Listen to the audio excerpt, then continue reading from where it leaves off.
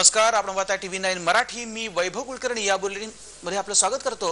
Jewellers व्यवसायामध्ये सध्या प्रसिद्ध असलेल्या गोल्ड डिपॉझिट स्कीम वरती सध्या सरकारने चाप लावलेला आहे. सोन्याबाबतच्या योजना आणि त्या चालवणारे व्यापारी कंपन्या या आता कंपनी कायद्याच्या कक्षेमध्ये येणार आहेत.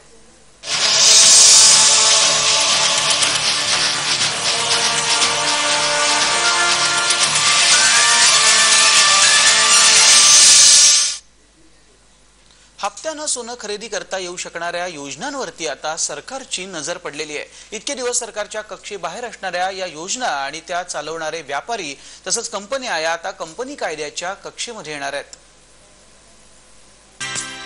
सोनं म्हटलं आणि कोणाचे डोळे लकाकले नाहीत असं होणारच नाही.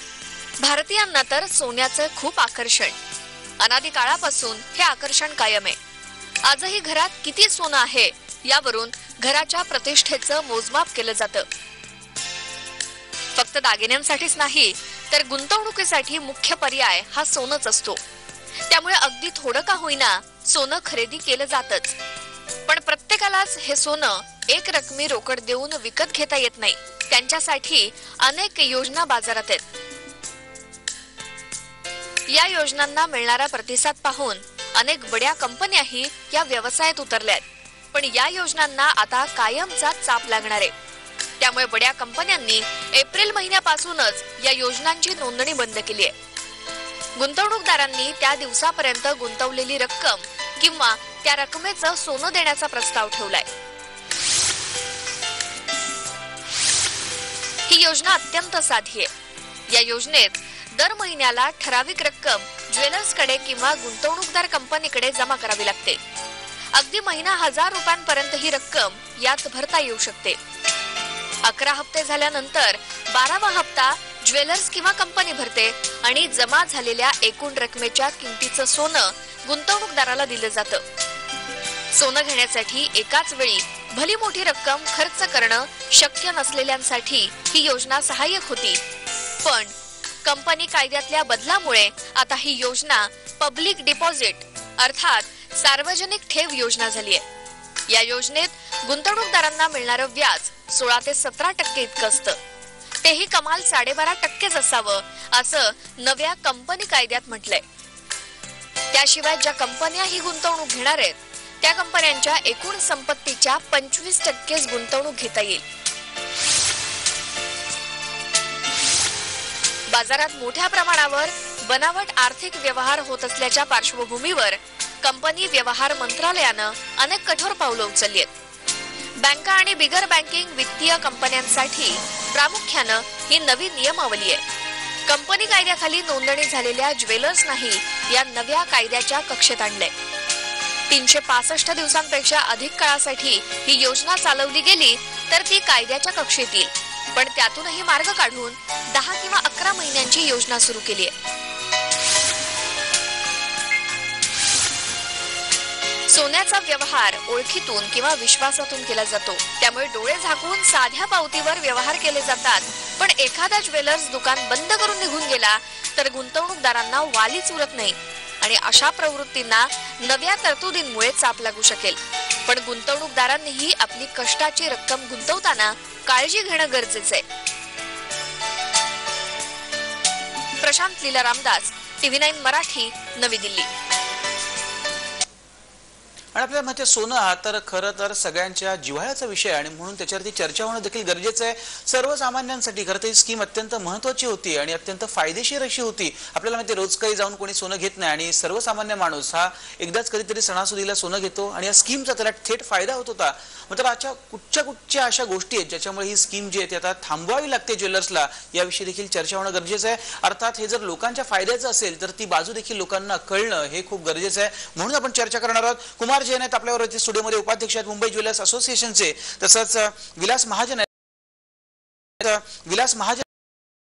आणि ॲडव्होकेट अमित कारखानीस आपल्याबरोबर असणार आहेत. तिघांचंही स्वागत. सगळ्यात प्रथम सुरू करूयात कुमार जैन यांच्यापासून. कुमार जैन, सुरुवातीला आपल्याला माहिती आहे, आता आपण ज्याप्रमाणे रिपोर्ट बघितलेला आहे की कशा प्रकारे 11 हप्ते जे आहेत ते याच्या अगोदर ग्राहक द्यायचा आणि 1 हप्ता जो आहे तो ज्वेलर्स कडनं दिला जायचा आणि कुठेतरी चांगली स्कीम होती जनतेसाठी. मात्र काय नेमके आक्षेप घेत हा मुळात कायदाच बदलण्यात आला, त्याविषयी सांगा. सर्वप्रथम आपको मैं स्कीम के बारे में थोड़ा समझाना चाहता हूँ कि जो स्कीम जो सरकार द्वारा जो बैन की गई है या उस पे नया जो संविधान लाया गया है, वो एक प्रकार का उन लोगों के लिए जो मध्यम वर्ग है, जो अपनी आय में से, अपनी इनकम में से थोड़ा थोड़ा पैसा जमा करते हैं और उस जमा करके उसमें सोना खरीदने का प्लान करते हैं। इंसान आदमी अगर 5,000 रुपया कमाता है तो उसमें से 500 रुपया लेकर उसको डिपॉजिट करता है। डिपॉजिट करने के बाद हर महीने 500 रुपए की डिपॉजिट की स्कीम रहती है, जिसके अंतर्गत वो 11 महीने तक 5500 रुपए जमा करके उसमें जो शोरूम वाला जो रहता है या जो ज्वेलर्स रहता है उसमें 500 रुपए ऐड करके उसको 5,000, 12×5 = 6,000 रुपया उसको कुछ सामान उसको देता है। तो इंसान अगर प्लान करे, आज कोणाला काय प्लान करायचं होतं की आम्हाला सोनं घ्यायचं आहे का दागिने घ्यायचे आहेत, तो टोटल त्यांचा आपलं तो टोटल अमाऊंट वरती ते काय जाऊन काय सोना घेऊ शकत नाही, कारण की त्याचं दुसरं वेगळे वेगळे शॉपिंग असते, फूडचं असते, कपड्याचं असते, त्यांच्या मुलांचं स्कूल फीस वगैरे असते, पण ते हसा आला तरी ते प्लॅनिंग करू शकता। म्हणून सरकारने हे जे आता बॅन लावला आहेत का त्याच्यावरती काय दुसरं जे कानून आलाय ते लोकांसाठी एक नुकसानदायक आहेत। आणि पण अजून असा क्लिअर नाही झालेला आहे, पण आणि हे सगळे जे मोठे मोठे ज्वेलर्स आहेत त्यांनी ह्याच्यावर परत रिट पिटिशन फाईल केली आहेत आणि परत ते सरकारला कळवणार। आणि आता नवीन सरकार आलेली आहेत, पण ते आता त्यांचं ध्यान गोल्डवरती बरं आहेत आणि हे कस्टम ड्यूटी वगैरे ते भी त्यांचा कंसिडर करणार आहेत। म्हणून आपण त्याला हे वस्तू जे आहेत परत पुटअप करू और वापस उसको पुटअप करने के बाद में हम सोचेंगे कि नहीं इस पे क्या करना है, नहीं तो इसका पूरा विरोध होगा। विरोध सुरू झालेला आहे आणि आपण बघतोय की कोर्टाची पायरी देखील आता ज्वेलर्स असोसिएशन चढलेलं आहे आणि म्हणूनच थेट जाऊयात ॲडव्होकेट अमित कारखानीस आपल्या बरोबर आहेत। अमित कारखानीस, काय नेमकं म्हणावं, प्रॅक्टिकल डिसिजन वाटतोय का हा? कारण कुठेतरी सामान्यांच्या फायद्याची स्कीम होती, मात्र याच्यात सामान्य लुबाडले जाऊ शकतात, एखादा ज्वेलर्स पळून वगैरे गेला। आपल्याला माहिती ही जी स्कीम आहे ती अशी कुठच्याही दुकानदाराकडे जाऊन काही राबवण्यात येणार नव्हती। कुठचाही ग्राहक जो आहे तो एखाद्या चांगल्या ज्वेलर्सकडे जाऊनच अशा प्रकारे तो पैसे गुंतवत होता, त्याच्यात वाईट काय होतं नेमकं?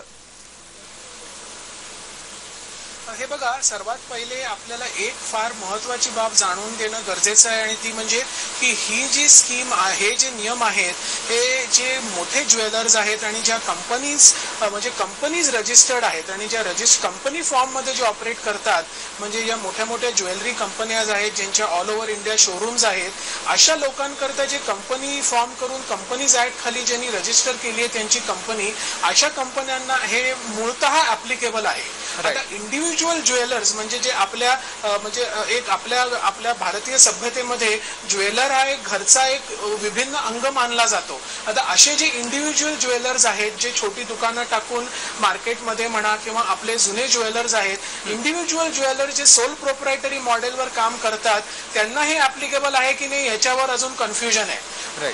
प्रायमर फेसी असा आहे की सेक्शन 73 जो आहे कंपनीज ऍक्ट 2013, त्याच्यामधली आणखीन इंटरेस्ट रेट ऑफर करण्यामधली जी तफावत होती ती सरळ करण्याकरता म्हणून हे केलेलं आहे। आणि कुठेतरी याच्यामध्ये छोटे जे ग्राहक आहेत, जे डिपॉझिटर्स आहेत, इन्व्हेस्टर्स आहेत, आणखीन जे सामान्य माणूस आहे, त्यांना कुठेतरी सरकारचं प्रोटेक्शन असावं, या कंपन्यांच्या स्कीम्सवर अंकुश असावं कुठेतरी, म्हणून ही तफावत जी होती ती क्लिअर करण्यात आलेली आहे। याच्यामध्ये कुठेही कोणाचा धंदा कमी व्हावा किंवा ह्याच्यामध्ये कुठे प्रेडेटरी प्रॅक्टिस मला वाटत नाही। पण जसं मी तुम्हाला सांगितलं तसे हे जे नियम आहेत हे इंडिव्हिज्युअल ज्वेलर्सना किंवा जे सोल प्रोप्रायटरी मॉडेलवर काम करतात यांना ऍप्लिकेबल आहे की नाही ही अजून क्लॅरिटी गव्हर्नमेंटकडनं आलेली नाहीये। तुर्तास तरी जे कंपनी फॉर्म करून कंपनी ज्या मॉडेलमध्ये काम करतात अशा मोठ्या मोठ्या ज्वेलर्सना हे चेंज करावं लागणार आहे आणि म्हणून ते कंपनी ऍक्ट सेक्शन 73 मध्ये आणखीन जे प्रॅक्टिकल होत होतं ग्राउंडवर याच्यामध्ये फार फरक होता, तो सरळ करण्याकरता म्हणून हे केलेलं आहे थोडक्यात म्हणजे। राईट, आणि अर्थात तिथे आपण बघितलं की इंटरेस्ट रेट जो आहे त्याचा इश्यू देखील आहे, तो देखील बॅलन्स करण्यासाठी केलेला आहे तुम्ही म्हणालात त्याप्रमाणे। मात्र याच्यात पुन्हा मुद्दा हाच आहे की सामान्यांचं याच्यामध्ये नुकसान होणार आहे का? कारण कुठेतरी एक बचत ती होत होती, सोनं घेतलं जात होतं त्या निमित्तानं, आणि म्हणूनच विलास महाजन अर्थतज्ञ आपल्या बरोबर आहेत। विलास महाजन, या सगळ्यामध्ये आपण बघतोय की ज्वेलर्सची आपण बाजू ऐकलेली आहे, कायद्याचा नेमका काय पैलू आहे तो देखील आपल्याला आता कारखान्याने समजावून सांगितलेला आहे। याच्यात कुठेतरी असं वाटत नाही की सामान्य ग्राहकांचं नुकसान होऊ शकतं? नाही, नुकसान होणार नाही असं वाटतं तुम्हाला? सगळ्यात महत्वाची गोष्ट आहे की कुठल्याही गोष्टीमध्ये रिस्क मॅनेजमेंट ह्याला महत्व असायला पाहिजे. आपण आताच महाराष्ट्रात जे गाजतंय केबीसी चिटफंड, तर तो केबीसी चिटफंड जेव्हा सुरू झाला तर अनेक लोकांनी त्याची माझ्याकडे येऊन शिफारस केली, मला तुम्ही याच्यात गुंतवणूक का करत नाही. ह्याच्यावरती कुठल्याही प्रकारचं नियंत्रण न राहिल्यामुळे सुमारे 3,000 कोटी रुपयांना लोक फसलेले आहेत. अशा प्रकारचं ह्या सोन्याच्या गुंतवणुकीत सुद्धा त्या तेजीने बाजारात, आंतरराष्ट्रीय बाजारात ज्या सोन्याचे भाव वाढतात, त्या कोणी ठग जर आला आणि यांनी अशी जर गुंतवणूक योजना सुरू केली आणि लोकांकडून आकर्षक बुलबुल्या दाखवून, आता इथे 11 महिन्यावरती 1 महिन्याचा, उद्या मी सांगेन 2 महिन्याचा व्याज देतो आणि हे पैसे गोळा करून मी जर पळून गेलो तर माझ्या ग्राहकांचं काय, हा त्यातला मागचा महत्वाचा मुद्दा आहे. आणि हे अचानक आलेलं नाहीये. गेली 3 ते 5 वर्ष याच्यावरती मंथन सरकारात चालू होतं आणि ही सुद्धा कलेक्टिव्ह इन्व्हेस्टमेंट स्कीम्स खाली कुठेतरी नियंत्रणाखाली यावी, त्याच्यावरती योग्य नियंत्रण असावं. आता तो नियंत्रण कसं असायचं हा माझा मुद्दा असू शकेल, पण हे नियंत्रण असणं आवश्यक आहे असं मलाही वाटतं. नाही, तुम्ही म्हणता नियंत्रण असणं आवश्यक आहे, मात्र हे देखील बघितलं पाहिजे. आपण विश्वासाविषयी महाजन बोलतोय, पण इथे शेवटी आपण जे सोनं घेतो ते आपल्याला सामान्य माणसाला कुठे कळतं त्या सोन्यामध्ये नेमकं काय आणि काय नाहीये. शेवटी त्या ज्वेलर्सवरती विश्वास ठेवूनच आपण ते सोनं नेहमी खरेदी करत असतो. हा मुद्दा देखील लक्षात घेणं कुठेतरी गरजेचं आहे. त्यामुळे एकाएकी एखादा ज्वेलर पळून जाईल आणि मग ते पैसे जे आहेत ते तो लुटूनच घेऊन जाईल असं आपण त्याला म्हणूया. असं म्हणणं देखील थोडंसं चुकीचं आहे. याविषयी आपण अधिक चर्चा करणार आहोत छोट्याशा ब्रेकनंतर.